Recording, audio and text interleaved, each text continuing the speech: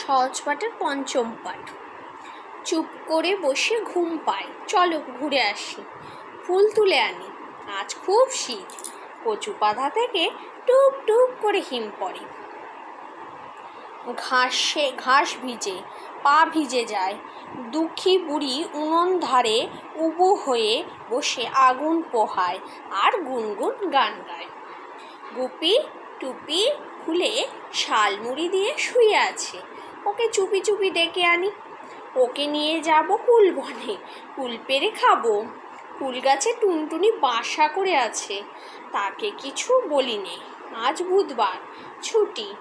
নটু তাই খুব খুশি, সেও যাবে কুল বনে, কিছু মুড়ি নেব আর নুন, চড়িভাতি হবে, ঝুড়ি নিতে হবে, তাতে কুল ভরে নিয়ে বাড়ি যাব।